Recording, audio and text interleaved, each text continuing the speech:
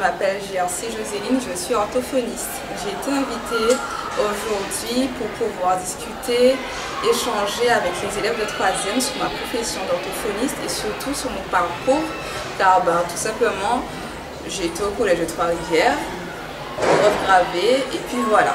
Donc ce fut une expérience très enrichissante, nouvelle pour moi. Les enfants étaient très à l'écoute, disposés, ils me posaient des questions.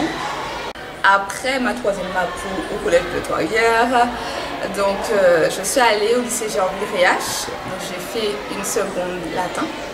Après, j'ai décidé de faire un bac S que j'ai commencé à préparer du coup depuis la première et j'ai fait une option bac S SVT. Ensuite, j'ai décidé d'aller à la première année commune aux études de la santé qui se trouve à Fouillol. Parcours, après avoir été élève en 3e MAPU et l'obtention de mon brevet, j'ai décidé d'aller au lycée Gerville-Riache où j'ai fait une seconde option latin. Ensuite, j'ai décidé de préparer un bac S à partir de la première option SVT. Donc, j'ai eu mon bac S SVT et j'ai décidé après d'aller à Fouillol faire la première année commune aux études de la santé. Avant, on appelait ça la première année de médecine parce qu'en fait, j'hésitais entre le fait d'être sage-femme et le fait d'être orthophoniste. Je me suis rendu compte que petit à petit, c'était plus les matières qui touchaient à la neurologie, qui se rapprochaient plus de l'orthophonie qui m'intéressaient. Et tout simplement parce que sage-femme, ça ne me correspondait pas en fait niveau personnalité. Les hôpitaux, je ne m'apprécie pas trop et c'est vraiment travailler dans l'urgence. Je suis vraiment quelqu'un avec un tempérament plus posé, plus calme. Voilà. Ensuite, mon choix étant fait, j'ai décidé tout simplement de partir sur Paris, faire une année préparatoire au concours d'orthophonie. Et du coup, c'était très compliqué. À l'époque, il y avait seulement 17 écoles. On prenait à peu près 30 personnes pour environ 1000 personnes sur le concours. Et je me suis rendu compte que ça serait du temps de perdu, de l'argent à débourser. Donc j'ai tout simplement fait le choix, quand j'ai entendu parler de l'option Belgique, d'aller en Belgique pour faire mes études. Là-bas, l'orthophonie s'appelle la logopédie, mais c'est exactement le même métier qui enseignait, qui exerçait. Après avoir eu mon diplôme de logopède, j'ai dû faire une équivalence de ce diplôme pour pouvoir exercer en France.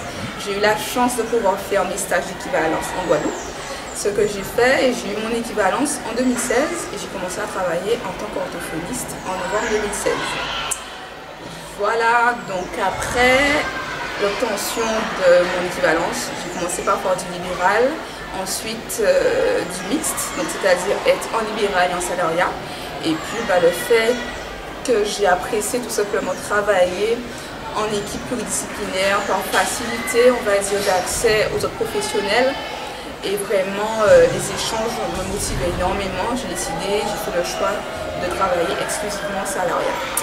Voilà, donc actuellement, je travaille au CMPP de Basse-Terre. Alors, les avantages, donc c'est une profession qui est vraiment ludique, donc on joue avec les enfants, avec les adultes, on fait des activités, c'est vraiment très sympa. Encore un avantage, c'est qu'on touche tout public. Donc si on préfère travailler avec les enfants, on travaille qu'avec des enfants. Si on préfère travailler avec des adultes, on travaille qu'avec des adultes. Si on préfère tout le monde, on travaille avec tout le monde tout simplement. Avec différents types de pathologies, langage écrit, voix, les pathologies neurodégénératives, traumatismes crâniens.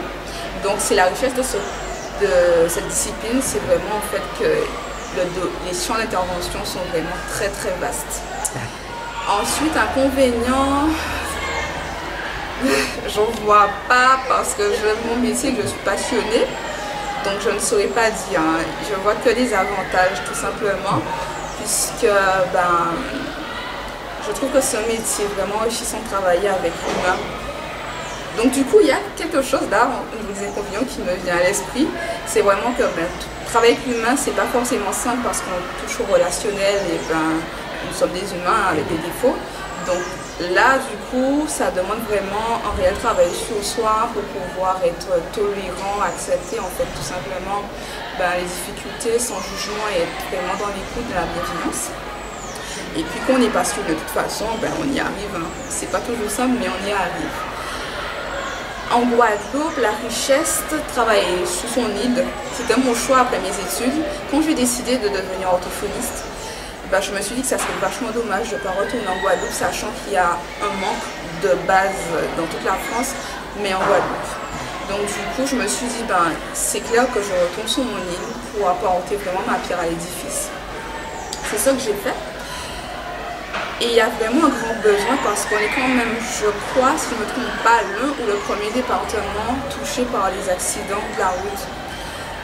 Et on manque en fait de professionnels pour soigner en fait ces pathologies, ces personnes qui se retrouvent sans soins et leur vie est totalement chamboulée, basculée et elles ne peuvent pas remédier, des fois elles s'enferment dans un mutisme, elles ne peuvent plus communiquer avec l'extérieur et là l'orthophoniste est vraiment la profession qui va prendre en charge les troubles de la communication pour que les personnes soient et un mieux-être et plus épanouies, traverser cette difficulté le mieux possible. Du coup, au niveau des besoins de l'orthophonie en Guadeloupe, il n'y a pas que les traumatisés crâniens de la route, hein.